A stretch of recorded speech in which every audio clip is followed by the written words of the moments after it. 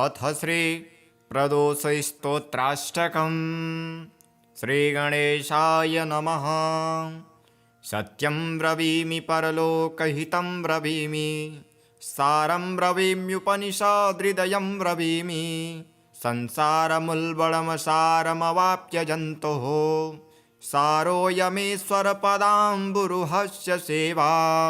येनार्चयन्ति गिरिशं समये प्रदोषे, येनार्चितं शिवमपि प्रणमन्ति चान्ये।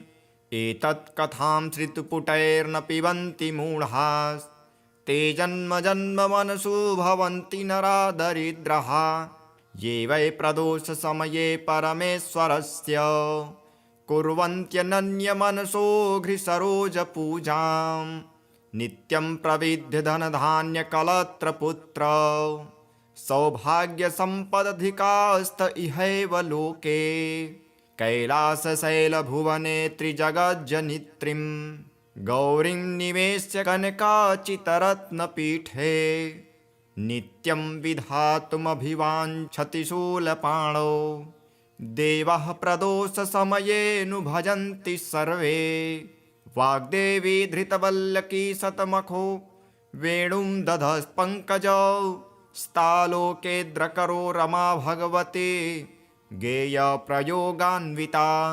विष्णुः सान्द्रमृदङ्गवादनपुटैर्देवः समन्तास्थितः, सेवन्ति तमनु प्रदोषसमये देवं मृडानीपतिं।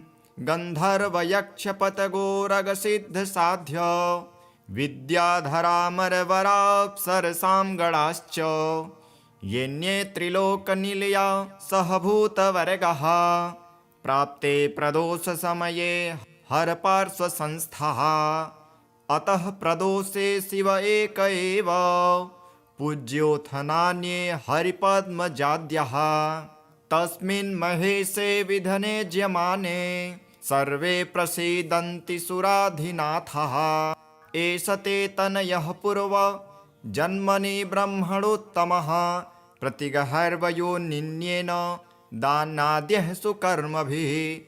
अतो दारिद्र्यमापन्नः पुत्रस्ते द्विजभामिनी, तद्योपरिहारार्थं शरणं यातु शङ्करम्। अथ श्री प्रदोषस्तोत्रम्। जय देव जगन्नाथ जय शङ्कर शाश्वत, जय सर्वसुराध्यक्ष जय सर्वसुरार्चित। जय सर्वगुणातीत जय सर्ववरप्रद, जय नित्यनिराधार जय विश्वम्भराव्यय। जय विश्वैकवन्द्येश जय नागेन्द्रभूषण, जय गौरीपते शम्भो जय चन्द्रार्धशेखर। जय कोट्यर्कसङ्काश जयानन्तगुणाश्रय, जय भद्रविरूपाक्ष जयाचिन्त्यनिरञ्जन। जय नाथ कृपासिन्धो जय भक्तार्तिभञ्जन, जय दुस्तरसंसार सागरोत्तारण प्रभो। प्रसीद मे महादेव संसारार्तस्य विद्यतः, सर्वपापक्षयं कृत्वा रक्ष मां परमेश्वर। महादारिद्र्यमग्नस्य महापापहतस्य च, महाशोकनिविष्टस्य महारोगातुरस्य च। ऋणभारपतितस्य दह्यमानस्य कर्मभिः, ग्रहे प्रपीड्यमानस्य प्रसीद मम शङ्कर। दारिद्रः प्रार्थयेद्वेवं प्रदोषे गिरिजापतिम्, आर्ताढ्यो वाथ राजावो प्रार्थयेद्वेवमीश्वरम्। दीर्घमायुः सदारोग्यं कोशवृद्धिर्बलोन्नतिः, ममास्तु नित्यमानन्दः प्रसादात् तव शङ्कर। शत्रवः संक्षयं यान्तु प्रसीदन्तु मम प्रजः, नश्यन्तु दस्यवो राष्ट्रे जनाः सन्तु निरापदः। दुर्भिक्षमारिसन्तापः समं यान्तु महीतले, सर्वसस्यसमृद्धिश्च भूयात् सुखमया दिशः। एवमाराधयेद्वेवं पूजान्ते गिरिजापतिं ब्राह्मणान् भोजयेत् पाश्चात् दक्षिणाभिश्च पूजयेत् सर्वपापक्षयकरी सर्वरोगनिवारिणी शिवपूजा मया ख्याता सर्वाभीष्टफलप्रदा। अथ श्री आदित्यकवचम्। श्रीगणेशाय नमः।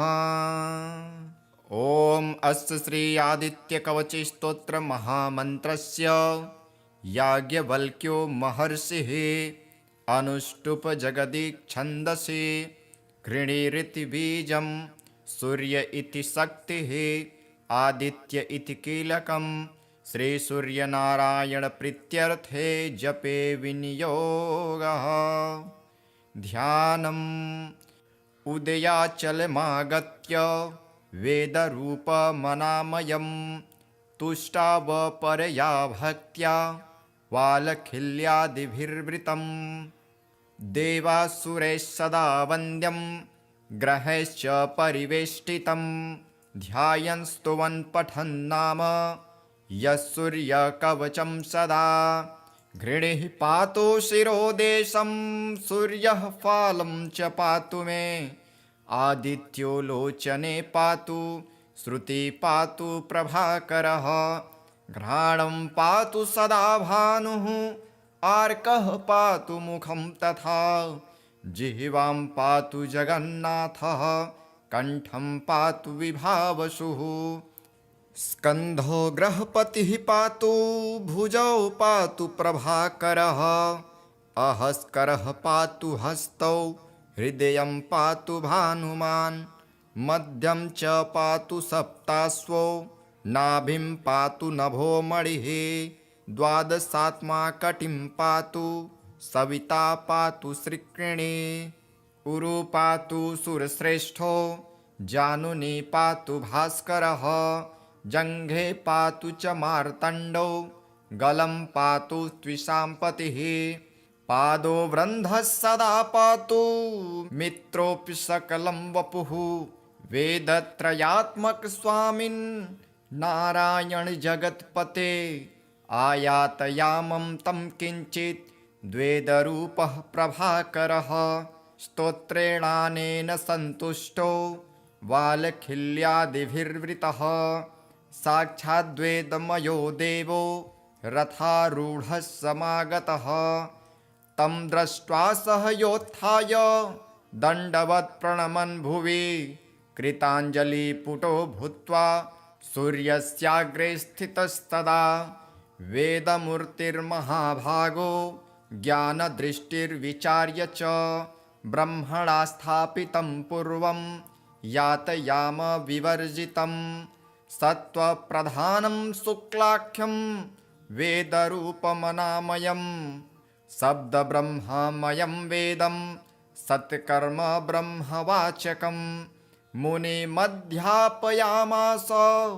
प्रथमं सविता स्वयं तेन प्रथमदत्तेन वेदेन परमेश्वरः याज्ञवल्क्यो मुनिश्रेष्ठः कृतकृत्यो भवत्तदा ऋगाति सकलान् वेदान् ज्ञातवान् सूर्यसन्निधौ इदं प्रोक्तं महापुण्यं पवित्रं पापनाशनं यः पठेत् शृणुयाद्वापि सर्वपापै प्रमुच्यते वेदार्थज्ञानसम्पन्न सूर्यलोकमवाप्नुयात्।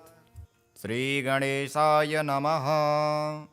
ॐ अस्य आदित्यहृदयस्तोत्रागस्त्य ऋषिः अनुष्टुप्छन्दः आदित्यहृदयभूतो भगवान् ब्रह्मदेवता निरस्ताशेषविघ्नतया ब्रह्मा विद्यासिद्ध्यौ सर्वत्र जयसिद्ध्यौ च विनियोगः। अथ स्तोत्र।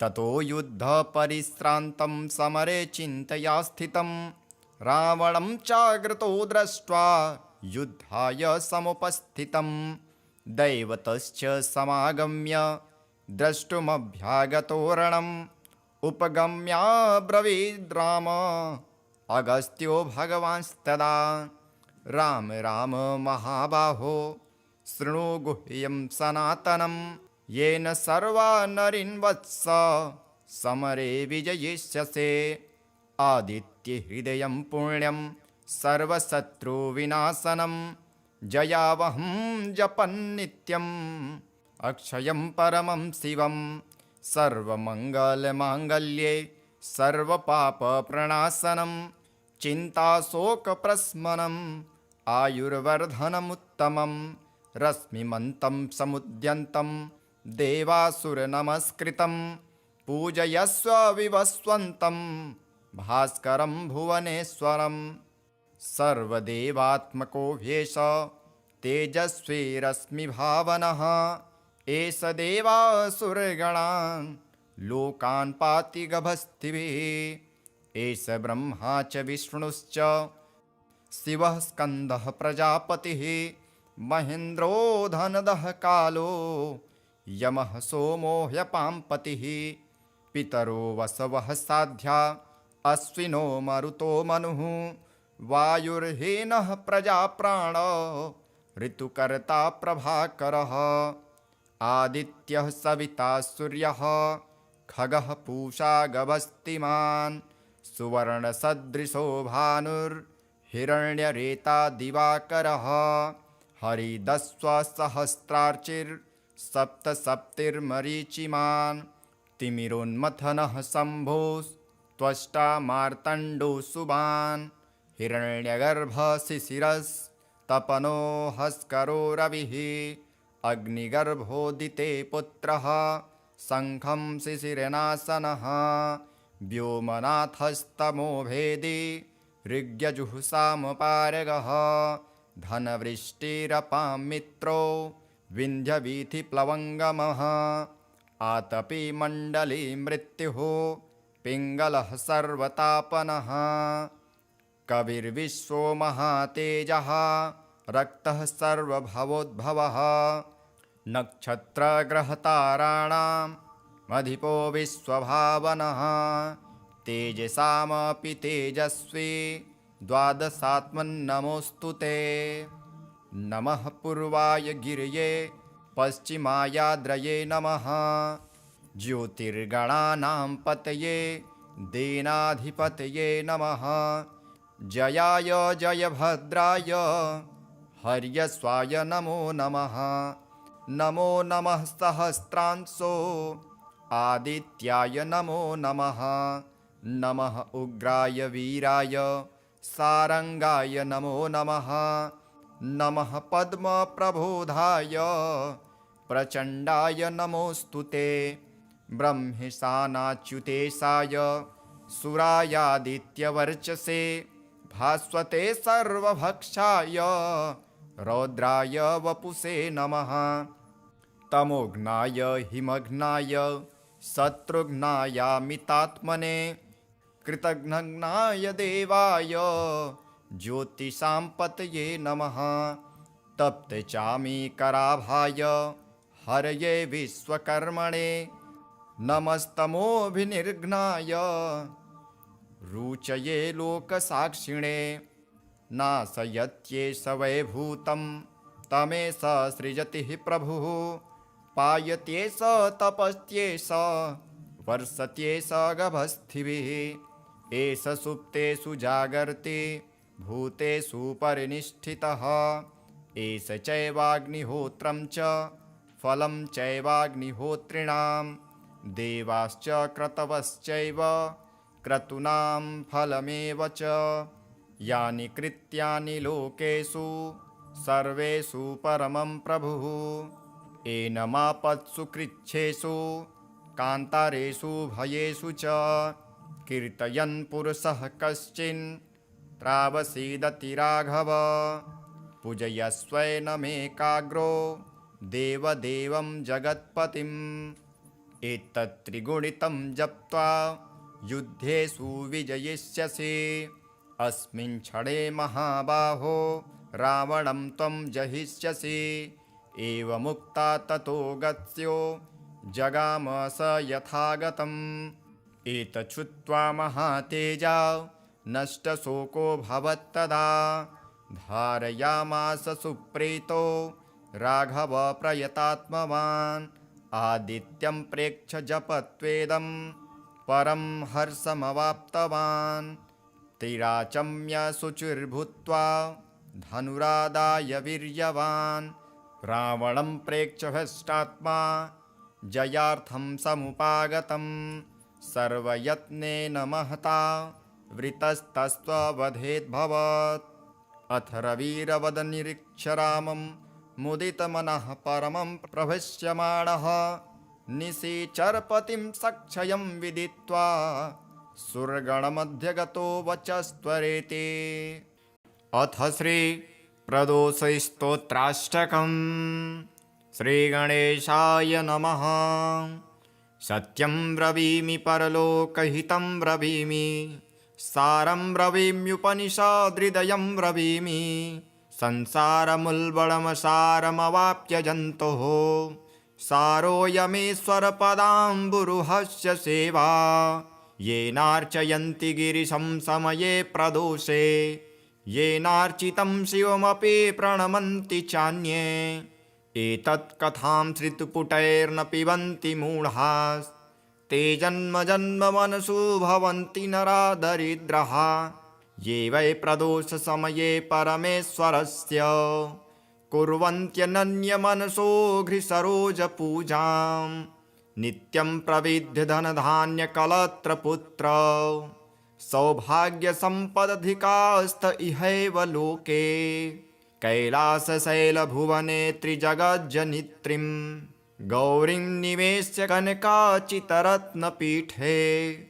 नित्यं विधातुमभिवाञ्छति शूलपाणौ देवः प्रदोषसमयेऽनु भजन्ति सर्वे वाग्देवी धृतवल्लकी शतमखो वेणुं दधस्पङ्कजौ स्तालोकेद्रकरो रमा भगवती गेयप्रयोगान्विता विष्णुः सान्द्रमृदङ्गवादनपुटैर्देवः समन्तास्थितः सेवन्ति तमनुप्रदोषसमये देवं मृडानी पतिं गन्धर्वयक्षपतगोरगसिद्धसाध्य विद्याधरामरवराप्सरसां गणाश्च येन्ये त्रिलोकनिलया सहभूतवर्गः प्राप्ते प्रदोषसमये हरपार्श्वसंस्थः अतः प्रदोषे शिव एक एव पूज्योऽथ नान्ये हरिपद्मजाद्यः तस्मिन् महेशे विधने ज्यमाने सर्वे प्रसीदन्ति सुराधिनाथः एष ते तनयः पूर्व जन्मनि ब्रह्मणोत्तमः प्रतिगहर्वयोनिन्येन दानाद्यः सुकर्मभिः अतो दारिद्र्यमापन्नः पुत्रस्ते द्विजभामिनी तद्योपरिहारार्थं शरणं यातु शङ्करम्। अथ श्रीप्रदोषस्तोत्रम्। जय देव जगन्नाथ जय शङ्कर शाश्वत जय सर्वसुराध्यक्ष जय सर्वसुरार्चित जय सर्वगुणातीत जय सर्ववरप्रद जय नित्यनिराधार जय विश्वम्भराव्यय जय विश्वेकवन्द्येश जय नागेन्द्रभूषण जय गौरीपते शम्भो जय चन्द्रार्धशेखर जय कोट्यर्कसङ्काश जयानन्तगुणाश्रय जय भद्रविरूपाक्ष जयाचिन्त्यनिरञ्जन जयनाथ कृपासिन्धो जय भक्तार्तिभञ्जन जय दुस्तरसंसार सागरोत्तारण प्रभो प्रसीद मे महादेव संसारार्तस्य विद्यतः सर्वपापक्षयं कृत्वा रक्ष मां परमेश्वर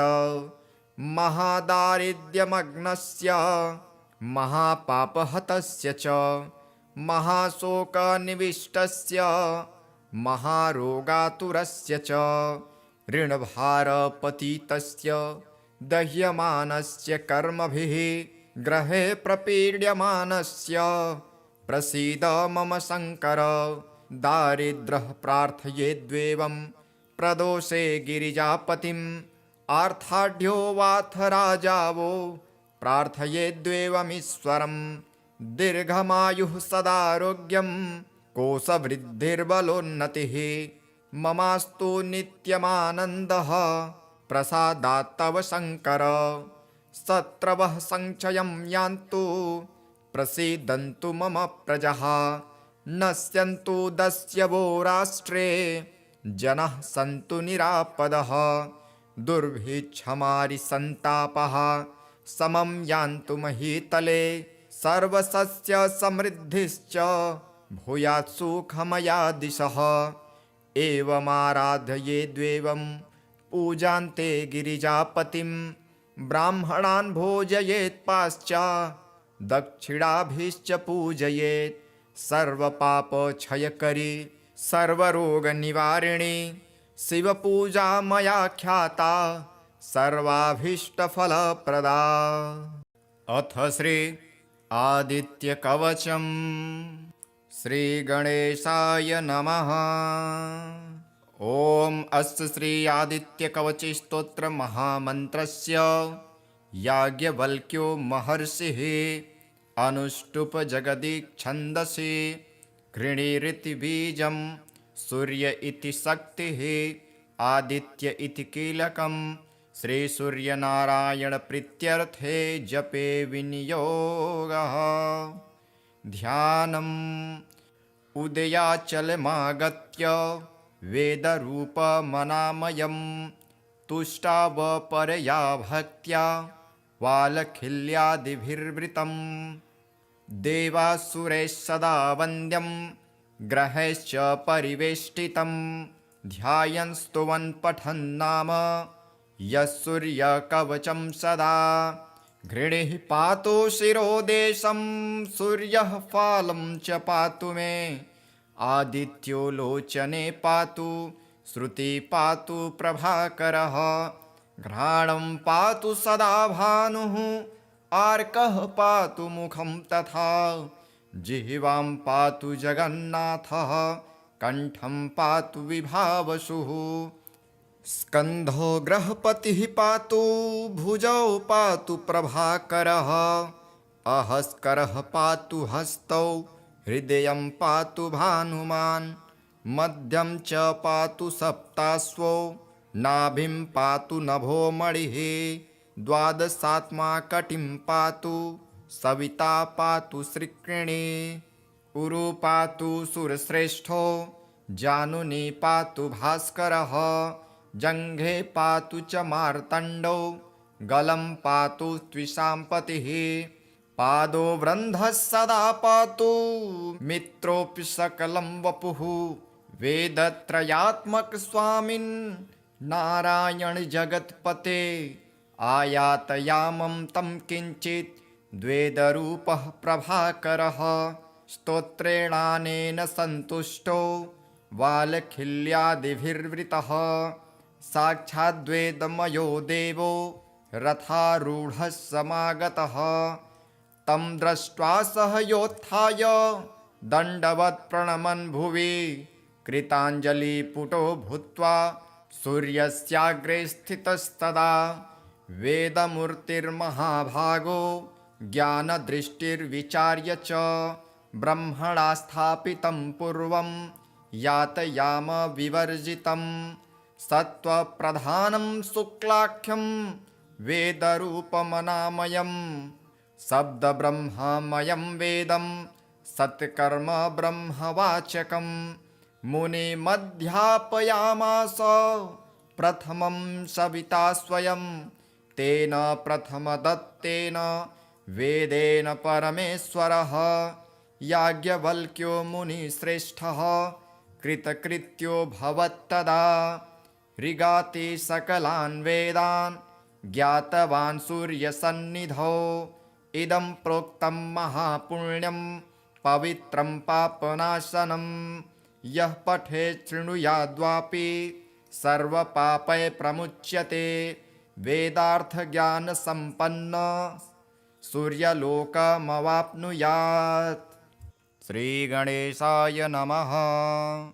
ॐ अस्य आदित्यहृदयस्तोत्रागस्त्य ऋषिः अनुष्टुप्छन्दः आदित्यहृदयभूतो भगवान् ब्रह्मा देवता निरस्ताशेषविघ्नतया ब्रह्मा विद्यासिद्ध्यौ सर्वत्र जयसिद्ध्यौ च विनियोगः। अथ स्तोत्र ततो युद्धपरिश्रान्तं समरे चिन्तया स्थितं रावणं चाग्रतो दृष्ट्वा युद्धाय समुपस्थितं दैवतश्च समागम्य द्रष्टुमभ्यागतो रणम् उपगम्याब्रवीद् राम अगस्त्यो भगवांस्तदा राम राम महाबाहो शृणु गुह्यं सनातनं येन सर्वा नरीन् वत्स समरे विजयिष्यसे आदित्यहृदयं पुण्यं सर्वशत्रुविनाशनं जयावहं जपन्नित्यम् अक्षयं परमं शिवं सर्वमङ्गलमाङ्गल्ये सर्वपापप्रणाशनं चिन्ताशोकप्रशमनम् आयुर्वर्धनमुत्तमं रश्मिमन्तं समुद्यन्तं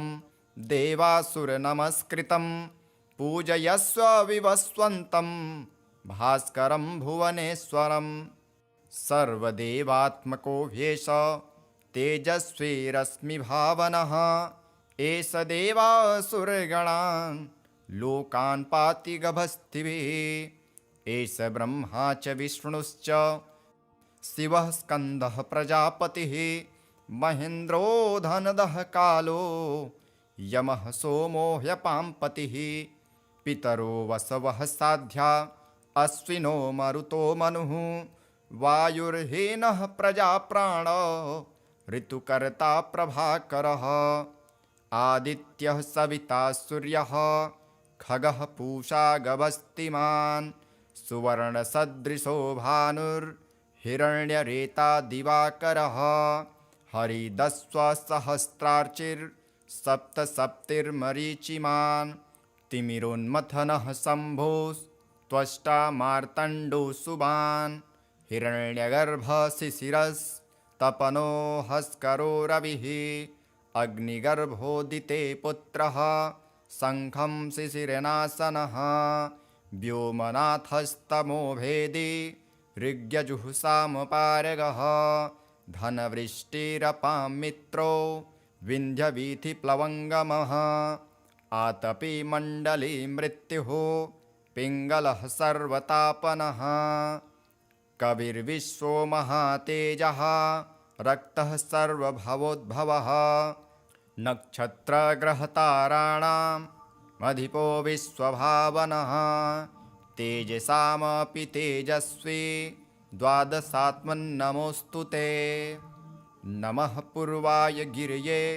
पश्चिमायाद्रये नमः ज्योतिर्गणानां पतये दीनाधिपतये नमः जयाय जयभद्राय हर्यस्वाय नमो नमः नमो नमः सहस्रांशो आदित्याय नमो नमः नमः उग्राय वीराय सारंगाय नमो नमः नमः पद्मप्रबोधाय प्रचण्डाय नमोऽस्तु ते ब्रह्मेशानाच्युतेशाय सुरायादित्यवर्चसे भास्वते सर्वभक्षाय रौद्राय वपुषे नमः तमोघ्नाय हिमघ्नाय शत्रुघ्नायामितात्मने कृतघ्नाय देवाय ज्योतिषां पतये नमः तप्तचामीकराभाय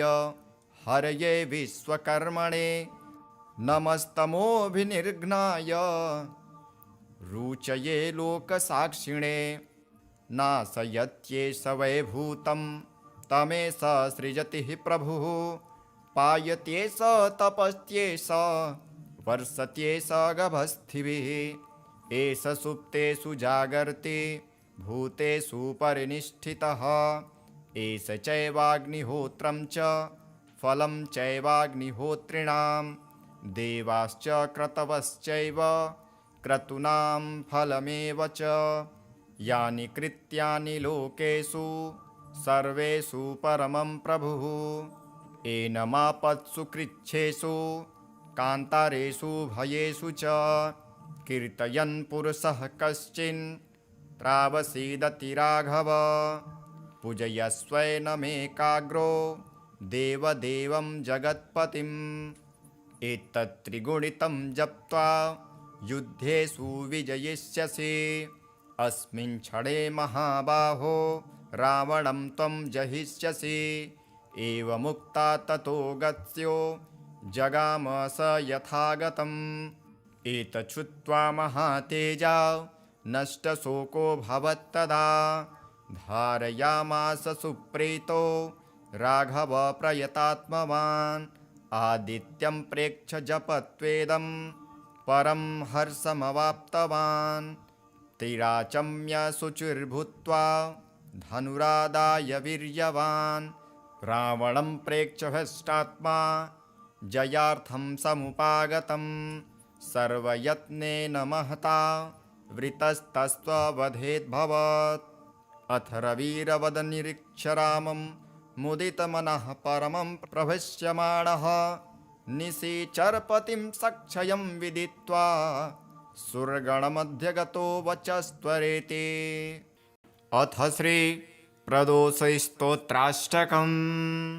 श्रीगणेशाय नमः।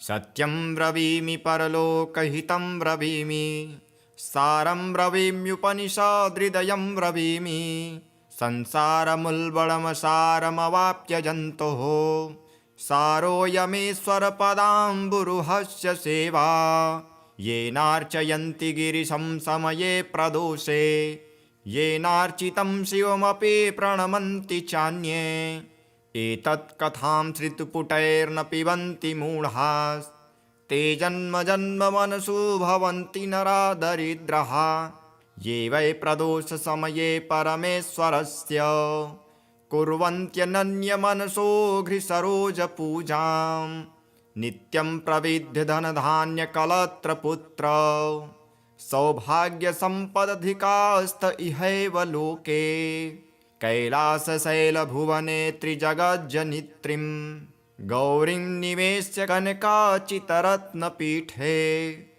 नित्यं विधातुमभिवाञ्छति शूलपाणौ देवः प्रदोषसमयेऽनु भजन्ति सर्वे वाग्देवी धृतवल्लकी शतमखो वेणुं दधस्पङ्कजौ स्तालोकेद्रकरो रमा भगवती गेयप्रयोगान्विता विष्णुः सान्द्रमृदङ्गवादनपुटैर्देवः समन्ता स्थितः सेवन्ति तमनुप्रदोषसमये देवं मृडानि पतिं गन्धर्वयक्षपतगोरगसिद्धसाध्य विद्याधरामरवराप्सरसां गणाश्च येन्ये त्रिलोकनिलया सहभूतवर्गः प्राप्ते प्रदोषसमये हरपार्श्वसंस्थः अतः प्रदोषे शिव एक एव पूज्योऽथ नान्ये हरिपद्मजाद्यः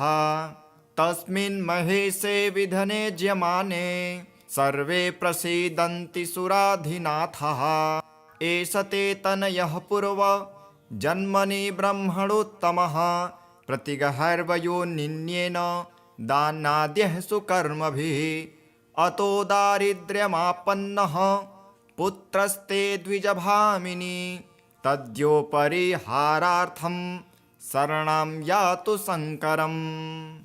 अथ श्रीप्रदोषस्तोत्रम्।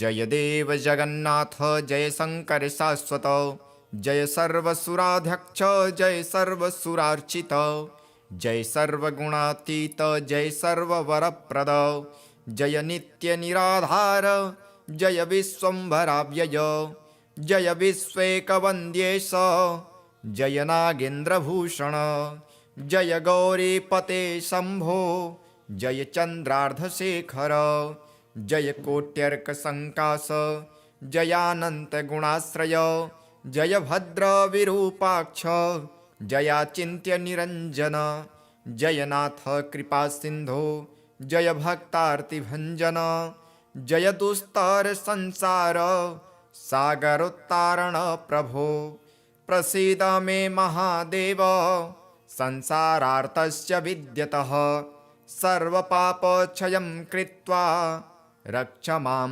परमेश्वर महादारिद्र्यमग्नस्य महापापहतस्य च महाशोकनिविष्टस्य महारोगातुरस्य च ऋणभारपतितस्य दह्यमानस्य कर्मभिः ग्रहे प्रपीड्यमानस्य प्रसीद मम शङ्कर दारिद्र्यः प्रार्थयेद्वेवं प्रदोषे गिरिजापतिम् आर्ताढ्यो वाथ राजावो प्रार्थयेद्वेवमीश्वरं दीर्घमायुः सदारोग्यं कोशवृद्धिर्बलोन्नतिः ममास्तु नित्यमानन्दः प्रसादात् तव शङ्कर शत्रवः संक्षयं यान्तु प्रसीदन्तु मम प्रजः नश्यन्तु दस्यवो राष्ट्रे जनः सन्तु निरापदः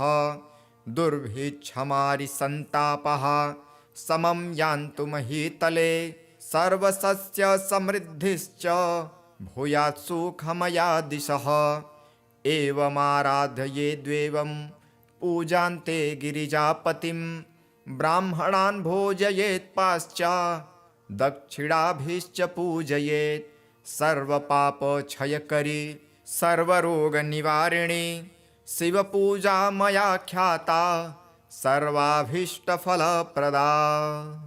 अथ श्री आदित्यकवचम्। श्रीगणेशाय नमः। ॐ अस्य श्री आदित्यकवचस्तोत्रमहामन्त्रस्य याज्ञवल्क्यो महर्षिः अनुष्टुप् जगदीच्छन्दसि घृणीरिति बीजं सूर्य इति शक्तिः आदित्य इति कीलकं श्रीसूर्यनारायणप्रीत्यर्थे जपे विनियोगः। ध्यानम् उदयाचलमागत्य वेदरूपमनामयं तुष्टावपरया भक्त्या वालखिल्यादिभिर्वृतं देवासुरैः सदा वन्द्यं ग्रहैश्च परिवेष्टितं ध्यायन् स्तुवन् पठन् नाम यः सूर्यकवचं सदा। घृणिः पातु शिरोदेशं सूर्यः फालं च पातु मे आदित्यो लोचने पातु श्रुति पातु प्रभाकरः। घ्राणं पातु सदा भानुः आर्कः पातु मुखं तथा जिह्वां पातु जगन्नाथः कण्ठं पातु विभावसुः। स्कन्धो ग्रहपतिः पातु भुजौ पातु प्रभाकरः अहस्करः पातु हस्तौ हृदयं पातु भानुमान् मध्यं च पातु सप्ताश्वो नाभिं पातु नभो मणिः द्वादशात्मा कटिं पातु सविता पातु श्रिक्रिणी उरु पातु सुरश्रेष्ठो जानुनी पातु भास्करः जङ्घे पातु च मार्तण्डो गलं पातु त्विषाम्पतिः पादो वृन्धः सदा पातु मित्रोऽपि सकलं वपुः वेदत्रयात्मक स्वामिन् नारायण जगत्पते आयातयामं तं किञ्चित् द्वेदरूपः प्रभाकरः स्तोत्रेणानेन सन्तुष्टो वालखिल्यादिभिर्वृतः साक्षाद्वेदमयो देवो रथारूढः समागतः तं दृष्ट्वा सह योत्थाय दण्डवत् प्रणमन् भुवि कृताञ्जलिपुटो भूत्वा सूर्यस्याग्रे स्थितस्तदा वेदमूर्तिर्महाभागो ज्ञानदृष्टिर्विचार्य च ब्रह्मणा स्थापितं पूर्वं यातयाम विवर्जितं सत्त्वप्रधानं शुक्लाख्यं वेदरूपमनामयं शब्दब्रह्ममयं वेदं सत्कर्म ब्रह्मवाचकं मुनिमध्यापयामास प्रथमं सविता स्वयं तेन प्रथमदत्तेन वेदेन परमेश्वरः याज्ञवल्क्यो मुनिश्रेष्ठः कृतकृत्यो भवत्तदा ऋगाति सकलान् वेदान् ज्ञातवान् सूर्यसन्निधौ इदं प्रोक्तं महापुण्यं पवित्रं पापनाशनं यः पठेत् शृणुयाद्वापि सर्वपापै प्रमुच्यते वेदार्थज्ञानसम्पन्न सूर्यलोकमवाप्नुयात्। श्रीगणेशाय नमः। ॐ अस्य आदित्यहृदयस्तोत्रागस्त्य ऋषिः अनुष्टुप्छन्दः आदित्यहृदयभूतो भगवान् ब्रह्मदेवता निरस्ताशेषविघ्नतया ब्रह्मा विद्यासिद्ध्यौ सर्वत्र जयसिद्ध्यौ च विनियोगः। अथ स्तोत्र।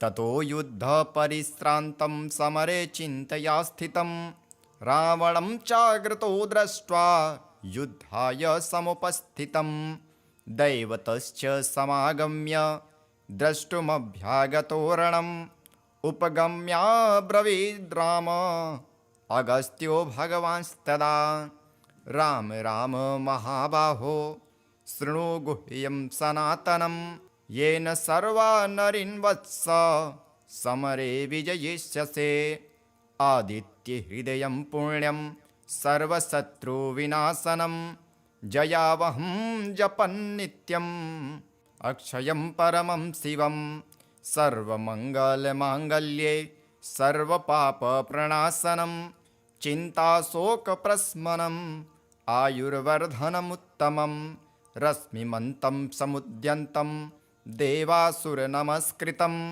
पूजयस्व विवस्वन्तं भास्करं भुवनेश्वरं सर्वदेवात्मको ह्येष तेजस्वी रश्मिभावनः एष देवासुरगणान् लोकान् पाति गभस्तिभिः एष ब्रह्मा च विष्णुश्च शिवः स्कन्दः प्रजापतिः महेन्द्रो धनदः कालो यमः सोमो ह्यपाम्पतिः पितरो वसवः साध्या अश्विनो मरुतो मनुः वायुर्हीनः प्रजाप्राण ऋतुकर्ता प्रभाकरः आदित्यः सविता सूर्यः खगः पूषा गभस्तिमान् सुवर्णसदृशो भानुर्हिरण्यरेता दिवाकरः हरिदस्वसहस्रार्चिर्सप्तसप्तिर्मरीचिमान्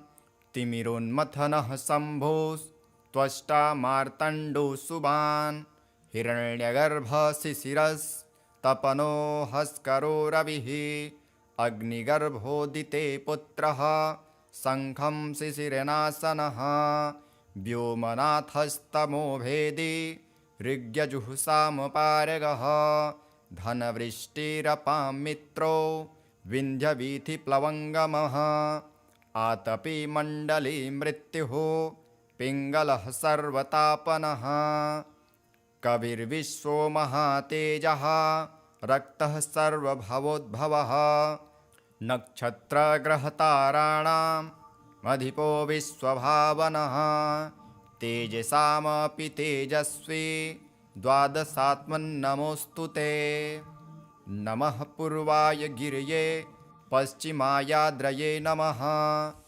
ज्योतिर्गणानां पतये दीनाधिपतये नमः जयाय जयभद्राय हर्यस्वाय नमो नमः नमो नमः सहस्रांशो आदित्याय नमो नमः नमः उग्राय वीराय सारंगाय नमो नमः नमः पद्मप्रबोधाय प्रचण्डाय नमोऽस्तु ते ब्रह्मेशानाच्युतेशाय सुरायादित्यवर्चसे भास्वते सर्वभक्षाय रौद्राय वपुषे नमः तमोघ्नाय हिमघ्नाय शत्रुघ्नायामितात्मने कृतघ्नाय देवाय ज्योतिषां पतये नमः।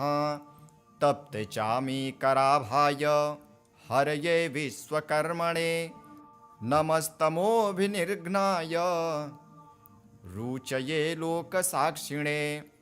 नाशयत्येष वैभूतं तमेष सृजति हि प्रभुः। पायत्येष तपस्त्येष वर्षत्येष गभस्थिभिः।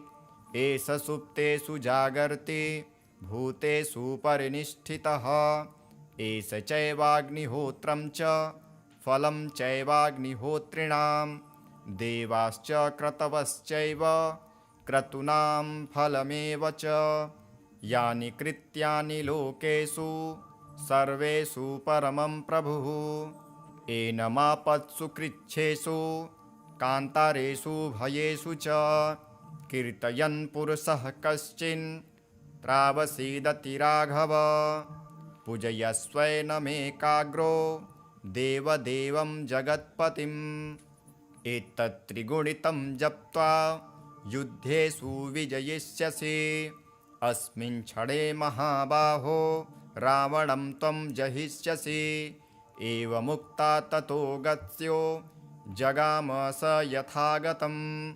एतच्छ्रुत्वा महातेजा नष्टशोको भवत्तदा।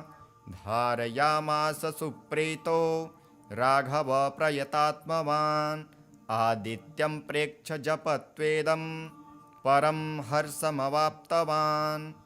तिराचम्य शुचिर्भूत्वा धनुरादाय वीर्यवान्। रावणं प्रेक्ष्य हृष्टात्मा जयार्थं समुपागतम्। सर्वयत्नेन महता वृतस्तस्त्ववधेद्भवत्। अथ रविरवदनिरीक्ष्य रामं मुदितमनः परमं प्रभष्यमाणः। निशिचरपतिं सक्षयं विदित्वा सुरगणमध्यगतो वचस्त्वरेति। अथ श्रीप्रदोषस्तोत्राष्टकम्। श्रीगणेशाय नमः। सत्यं ब्रवीमि परलोकहितं ब्रवीमि। सारं ब्रवीम्युपनिषदृदयं ब्रवीमि। संसारमुल्बणमसारमवाप्य जन्तोः। सारोऽयमेश्वरपदाम्बुरुहस्य सेवा। येनार्चयन्ति गिरिशं समये प्रदोषे। येनार्चितं शिवमपि प्रणमन्ति चान्ये। एतत्कथां श्रुतिपुटैर्न पिबन्ति मूढास्। ते जन्म जन्म मनसु भवन्ति नरा दरिद्राः। ये वै प्रदोषसमये परमेश्वरस्य कुर्वन्त्यनन्यमनसो घ्रिसरोजपूजाम्। नित्यं प्रविद्य धनधान्यकलत्रपुत्र। सौभाग्यसम्पदधिकास्त इहैव लोके। कैलासशैलभुवने त्रिजगज्जनित्रीं। गौरीं निवेश्य कनकाचितरत्नपीठे। नित्यं विधातुमभिवाञ्छति शूलपाणौ। देवः प्रदोषसमयेऽनु भजन्ति सर्वे। वाग्देवी धृतवल्लकी शतमखो वेणुं दधस्पङ्कजौ। स्तालोकेद्रकरो रमा भगवती गेयप्रयोगान्विता। विष्णुः सान्द्रमृदङ्गवादनपुटैर्देवः समन्तात् स्थिताः। सेवन्ति तमनु प्रदोषसमये देवं मृडानी पतिं। गन्धर्वयक्षपतगोरगसिद्धसाध्य विद्याधरामरवराप्सरसां गणाश्च। येन्ये त्रिलोकनिलया सहभूतवर्गः। प्राप्ते प्रदोषसमये हरपार्श्वसंस्थाः। अतः प्रदोषे शिव एक एव पूज्योऽथ नान्ये हरिपद्मजाद्यः। तस्मिन् महेशे विधने ज्यमाने सर्वे प्रसीदन्ति सुराधिनाथः। एष ते तनयः पूर्व जन्मनि ब्रह्मणोत्तमः। प्रतिगहर्वयोनिन्येन दानाद्यः सुकर्मभिः। अतो दारिद्र्यमापन्नः पुत्रस्ते द्विजभामिनी। तद्योपरिहारार्थं शरणं यातु शङ्करम्। अथ श्री प्रदोषि स्तोत्रम्। जय देव जगन्नाथ जय शंकर शाश्वत, जय सर्वसुराध्यक्ष जय सर्वसुरार्चित, जय सर्वगुणातीत जय सर्ववरप्रद, जय नित्य निराधार जय विश्वम्भराव्यय, जय विश्वेकवन्द्येश जय नागेन्द्रभूषण, जय गौरीपते शम्भो जय चन्द्रार्धशेखर, जय कोट्यर्कसङ्कास जयानन्तगुणाश्रय, जय भद्रविरूपाक्ष जयाचिन्त्यनिरञ्जन, जय नाथ कृपासिन्धो जय भक्तार्तिभञ्जन, जय दुस्तरसंसार सागरोत्तारण प्रभो, प्रसीद मे महादेव संसारार्तस्य विद्यतः, सर्वपापक्षयं कृत्वा रक्ष मां परमेश्वर, महादारिद्र्यमग्नस्य महापापहतस्य च महाशोकनिविष्टस्य महारोगातुरस्य च ऋणभारपतितस्य दह्यमानस्य कर्मभिः ग्रहे प्रपीड्यमानस्य प्रसीद मम शङ्कर, दारिद्र्यः प्रार्थयेद्वेवं प्रदोषे गिरिजापतिम्, आर्ताढ्यो वाथ राजावो प्रार्थयेद्वेवमीश्वरं, दीर्घमायुः सदारोग्यं कोशवृद्धिर्बलोन्नतिः, ममास्तु नित्यमानन्दः प्रसादात् तव शङ्कर, शत्रवः संक्षयं यान्तु प्रसीदन्तु मम प्रजः, नश्यन्तु दस्यवो राष्ट्रे जनाः सन्तु निरापदः, दुर्भिक्षमारिसन्तापः समं यान्तु महीतले, सर्वसस्य समृद्धिश्च भूयात् सुखमया दिशः, एवमाराधयेद्वेवं पूजान्ते गिरिजापतिं, ब्राह्मणान् भोजयेत् पाश्च दक्षिणाभिश्च पूजयेत्, सर्वपापक्षयकरी सर्वरोगनिवारिणी शिवपूजा मया ख्याता सर्वाभीष्टफलप्रदा। अथ श्री आदित्यकवचम्। श्रीगणेशाय नमः। ॐ अस्य श्री आदित्यकवचस्तोत्रमहामन्त्रस्य याज्ञवल्क्यो महर्षिः अनुष्टुप् जगदीच्छन्दसि घृणीरिति बीजं, सूर्य इति शक्तिः, आदित्य इति कीलकं, श्रीसूर्यनारायणप्रीत्यर्थे जपे विनियोगः। ध्यानम् उदयाचलमागत्य वेदरूपमनामयं, तुष्टावपरया भक्त्या वालखिल्यादिभिर्वृतं, देवासुरैः सदा वन्द्यं ग्रहैश्च परिवेष्टितं, ध्यायन् स्तुवन् पठन् नाम यः सूर्यकवचं सदा, घृणिः पातु शिरोदेशं सूर्यः फालं च पातु मे, आदित्यो लोचने पातु श्रुति पातु प्रभाकरः, घ्राणं पातु सदा भानुः आर्कः पातु मुखं तथा, जिह्वां पातु जगन्नाथः कण्ठं पातु विभावसुः, स्कन्धो ग्रहपतिः पातु भुजौ पातु प्रभाकरः, अहस्करः पातु हस्तौ हृदयं पातु भानुमान्, मध्यं च पातु सप्ताश्वो नाभिं पातु नभो मणिः, द्वादशात्मा कटिं पातु सविता पातु श्रीकृणी, उरु पातु सुरश्रेष्ठो जानुनी पातु भास्करः, जङ्घे पातु च मार्तण्डो गलं पातु त्विषाम्पतिः, पादो वृन्धः सदा पातु मित्रोऽपि सकलं वपुः, वेदत्रयात्मक स्वामिन् नारायण जगत्पते, आयातयामं तं किञ्चित् द्वेदरूपः प्रभाकरः, स्तोत्रेणानेन सन्तुष्टो वालखिल्यादिभिर्वृतः साक्षाद्वेदमयो देवो रथारूढः समागतः तं दृष्ट्वा सह योत्थाय दण्डवत् प्रणमन् भुवि कृताञ्जलिपुटो भूत्वा सूर्यस्याग्रे स्थितस्तदा वेदमूर्तिर्महाभागो ज्ञानदृष्टिर्विचार्य च ब्रह्मणा स्थापितं पूर्वं यातयाम विवर्जितं सत्त्वप्रधानं शुक्लाख्यं वेदरूपमनामयं शब्दब्रह्ममयं वेदं सत्कर्म ब्रह्मवाचकं मुनिमध्यापयामास प्रथमं सविता स्वयं तेन प्रथमदत्तेन वेदेन परमेश्वरः याज्ञवल्क्यो मुनिश्रेष्ठः कृतकृत्यो भवत्तदा ऋगाति सकलान् वेदान् ज्ञातवान् सूर्यसन्निधौ इदं प्रोक्तं महापुण्यं पवित्रं पापनाशनं यः पठेत् शृणुयाद्वापि सर्वपापै प्रमुच्यते वेदार्थज्ञानसम्पन्न सूर्यलोकमवाप्नुयात्। श्रीगणेशाय नमः।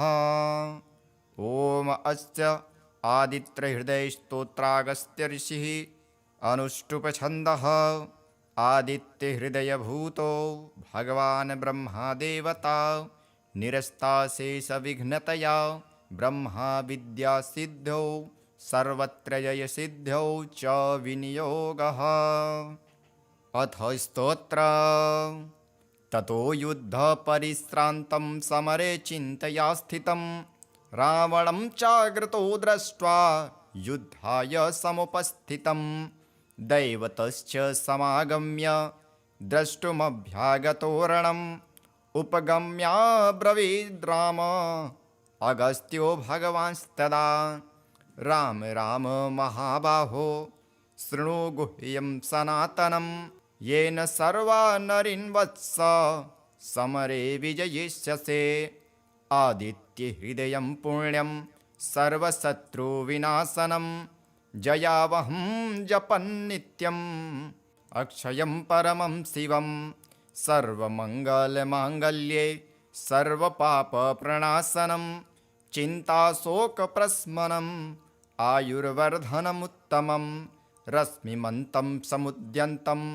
देवासुरनमस्कृतं पूजयस्व विवस्वन्तं भास्करं भुवनेश्वरं सर्वदेवात्मको ह्येष तेजस्वी रश्मिभावनः एष देवासुरगणान् लोकान् पाति गभस्तिभिः एष ब्रह्मा च विष्णुश्च शिवः स्कन्दः प्रजापतिः महेन्द्रो धनदः कालो यमः सोमो ह्यपाम्पतिः पितरो वसवः साध्या अश्विनो मरुतो मनुः वायुर्हेनः प्रजाप्राण ऋतुकर्ता प्रभाकरः आदित्यः सविता सूर्यः खगः पूषा गभस्तिमान् सुवर्णसदृशो भानुर्हिरण्यरेता दिवाकरः हरिदस्वसहस्रार्चिर्सप्तसप्तिर्मरीचिमान् तिमिरोन्मथनः शम्भोस्त्वष्टा मार्तण्डो सुबान् हिरण्यगर्भशिशिरस्तपनो हस्करो रविः अग्निगर्भोदिते पुत्रः शङ्खं शिशिरनाशनः व्योमनाथस्तमो भेदी ऋग्यजुःसामपारगः धनवृष्टिरपां मित्रो विन्ध्यवीथिप्लवङ्गमः आतपी मण्डली मृत्युः पिङ्गलः सर्वतापनः कविर्विश्वो महातेजः रक्तः सर्वभवोद्भवः नक्षत्रग्रहताराणाम् अधिपो विश्वभावनः तेजसामपि तेजस्वी द्वादशात्मन्नमोऽस्तु ते नमः पूर्वाय गिरये पश्चिमायाद्रये नमः ज्योतिर्गणानां पतये दीनाधिपतये नमः जयाय जयभद्राय हर्यस्वाय नमो नमः।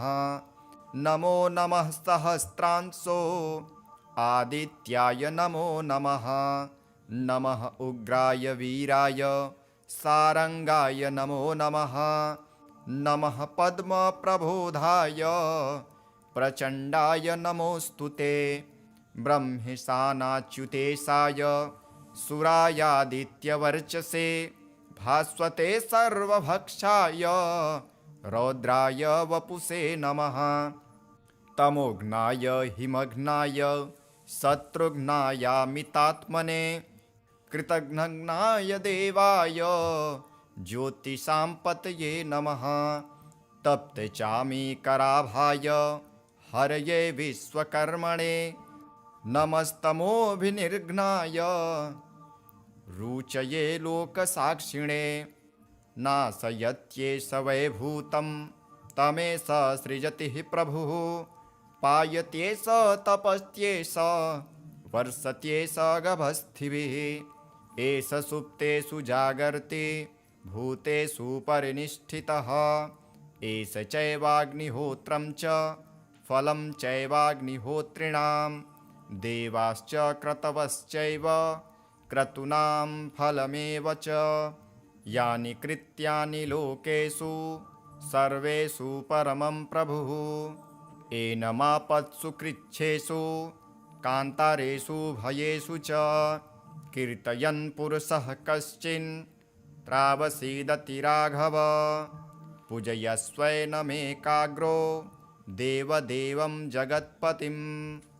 एतत्त्रिगुणितं जप्त्वा युद्धेषु विजयिष्यसि। अस्मिन् क्षणे महाबाहो रावणं त्वं जहिष्यसि। एवमुक्ता ततो गत्स्यो जगाम स यथागतम्। एतच्छ्रुत्वा महातेजा नष्टशोको भवत्तदा। धारयामास सुप्रीतो राघव प्रयतात्मवान्। आदित्यं प्रेक्ष्य जपत्वेदं परं हर्षमवाप्तवान्। तिराचम्य शुचिर्भूत्वा धनुरादाय वीर्यवान्। रावणं प्रेक्ष्य हृष्टात्मा जयार्थं समुपागतम्। सर्वयत्नेन महता वृतस्तस्त्ववधेद्भवत्। अथ रविरवदनिरीक्ष्य रामं मुदितमनः परमं प्रभष्यमाणः। निशिचरपतिं सक्षयं विदित्वा सुरगणमध्यगतो वचस्त्वरेति। अथ श्रीप्रदोषस्तोत्राष्टकम्। श्रीगणेशाय नमः। सत्यं ब्रवीमि परलोकहितं ब्रवीमि। सारं ब्रवीम्युपनिषदृदयं ब्रवीमि। संसारमुल्बणमसारमवाप्य जन्तोः। सारोऽयमेश्वरपदाम्बुरुहस्य सेवा। येनार्चयन्ति गिरिशं समये प्रदोषे। येनार्चितं शिवमपि प्रणमन्ति चान्ये। एतत्कथां श्रुतपुटैर्न पिबन्ति मूढाः। ते जन्म जन्म मनसु भवन्ति नरा दरिद्राः। ये वै प्रदोषसमये परमेश्वरस्य कुर्वन्त्यनन्यमनसो घ्रिसरोजपूजां। नित्यं प्रविद्य धनधान्यकलत्रपुत्र। सौभाग्यसम्पदधिकास्त इहैव लोके। कैलासशैलभुवने त्रिजगज्जनित्रीं। गौरीं निवेश्य कनकाचितरत्नपीठे। नित्यं विधातुमभिवाञ्छति शूलपाणौ। देवः प्रदोषसमयेऽनु भजन्ति सर्वे। वाग्देवी धृतवल्लकी शतमखो वेणुं दधस्पङ्कजौ। स्तालोकेद्रकरो रमा भगवती गेयप्रयोगान्विता। विष्णुः सान्द्रमृदङ्गवादनपुटैर्देवः समन्ताः स्थिताः। सेवन्ति तमनुप्रदोषसमये देवं मृडानी पतिं। गन्धर्वयक्षपतगोरगसिद्धसाध्य विद्याधरामरवराप्सरसां गणाश्च। येन्ये त्रिलोकनिलया सहभूतवर्गः। प्राप्ते प्रदोषसमये हरपार्श्वसंस्थः। अतः प्रदोषे शिव एक एव पूज्योऽथ नान्ये हरिपद्मजाद्यः। तस्मिन् महेशे विधने ज्यमाने सर्वे प्रसीदन्ति सुराधिनाथः। एष ते तनयः पूर्व जन्मनि ब्रह्मणोत्तमः प्रतिगहर्वयोनिन्येन दानाद्यः सुकर्मभिः। अतो दारिद्र्यमापन्नः पुत्रस्ते द्विजभामिनी तद्योपरिहारार्थं शरणं यातु शङ्करम्। अथ श्री प्रदोषस्तोत्रम्। जय देव जगन्नाथ जय शंकर शाश्वत जय सर्वसुराध्यक्ष जय सर्वसुरार्चित जय सर्वगुणातीत जय सर्ववरप्रद जय नित्य निराधार जय विश्वम्भराव्यय जय विश्वेकवन्द्येश जय नागेन्द्रभूषण जय गौरीपते शम्भो जय चन्द्रार्धशेखर जय कोट्यर्कसङ्काश जयानन्तगुणाश्रय जय भद्रविरूपाक्ष जयाचिन्त्यनिरञ्जन जय नाथ कृपासिन्धो जय भक्तार्तिभञ्जन जय दुस्तरसंसार सागरोत्तारण प्रभो। प्रसीद मे महादेव संसारार्तस्य विद्यतः सर्वपापक्षयं कृत्वा रक्ष मां परमेश्वर।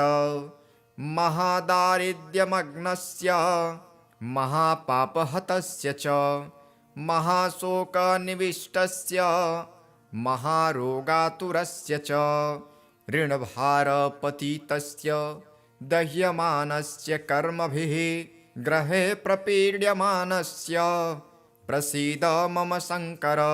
दारिद्रः प्रार्थयेद्वेवं प्रदोषे गिरिजापतिम् आर्ताढ्यो वाथ राजावो प्रार्थयेद्वेवमीश्वरम्।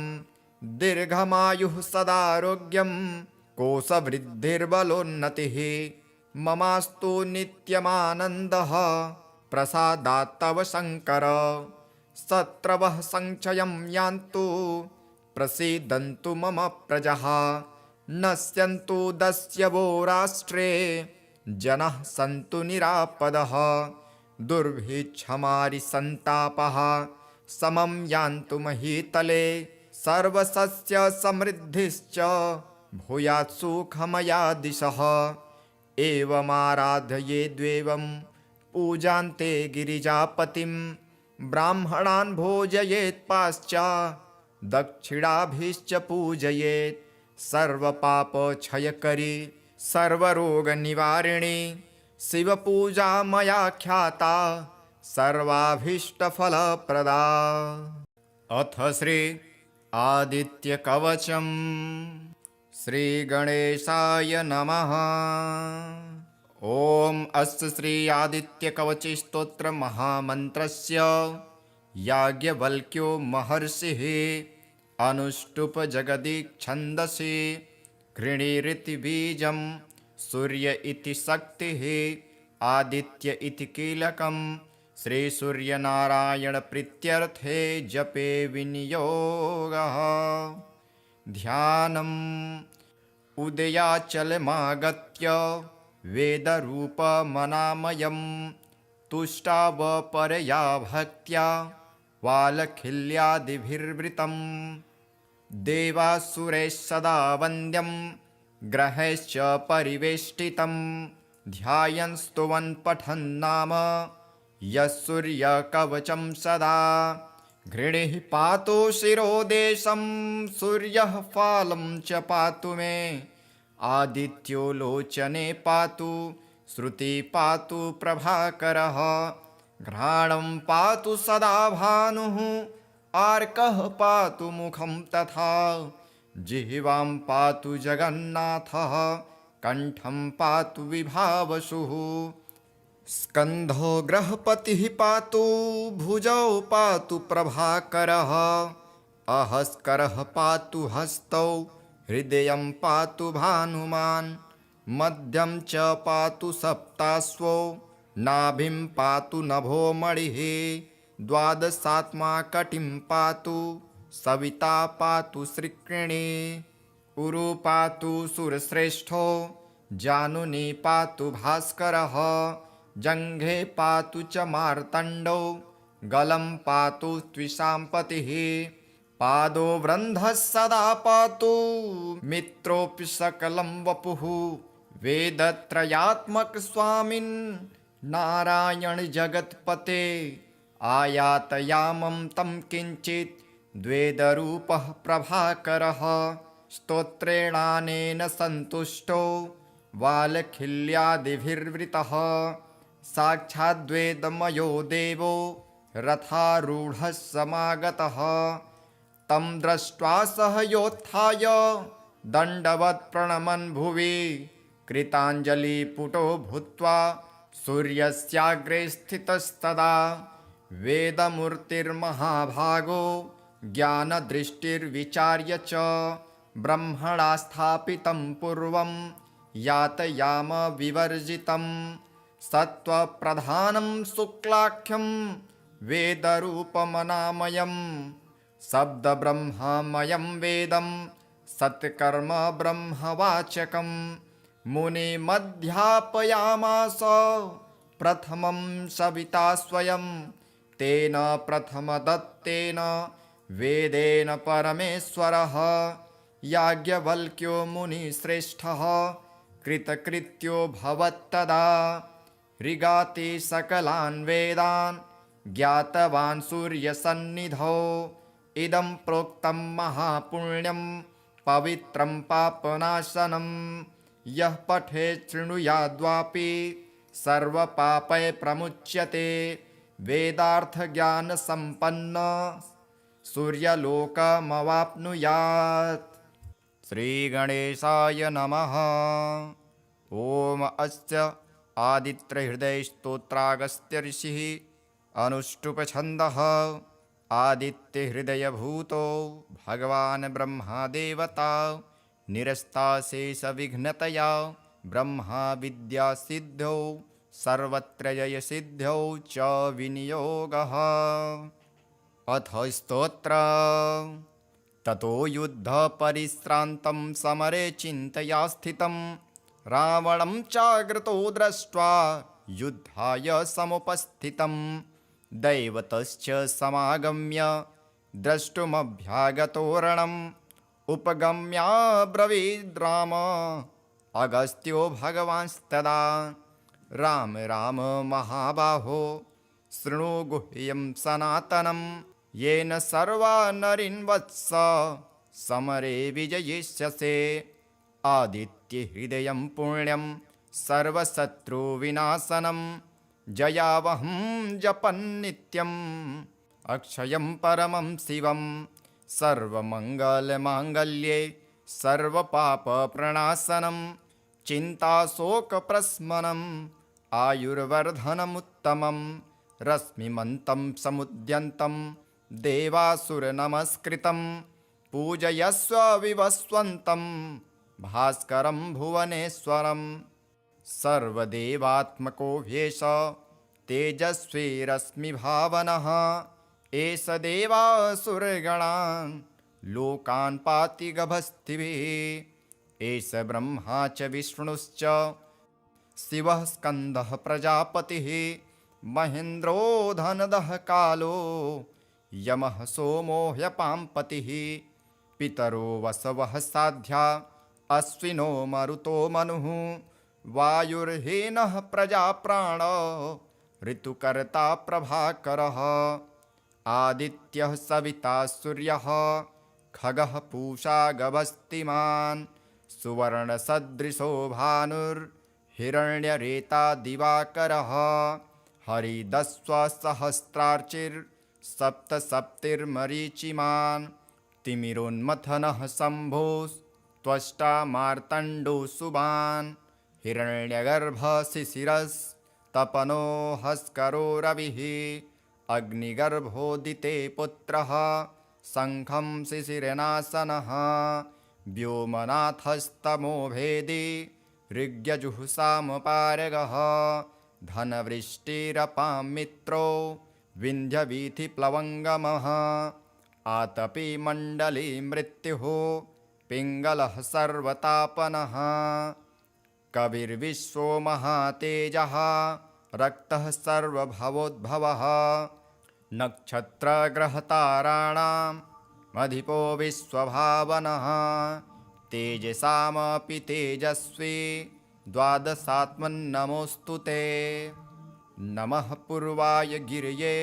पश्चिमायाद्रये नमः ज्योतिर्गणानां पतये दीनाधिपतये नमः जयाय जयभद्राय हर्यस्वाय नमो नमः नमो नमः सहस्रांशो आदित्याय नमो नमः नमः उग्राय वीराय सारंगाय नमो नमः नमः पद्मप्रबोधाय प्रचण्डाय नमोऽस्तु ते ब्रह्मेशानाच्युतेशाय सुरायादित्यवर्चसे भास्वते सर्वभक्षाय रौद्राय वपुषे नमः तमोघ्नाय हिमघ्नाय शत्रुघ्नायामितात्मने कृतघ्नाय देवाय ज्योतिषां पतये नमः तप्तचामीकराभाय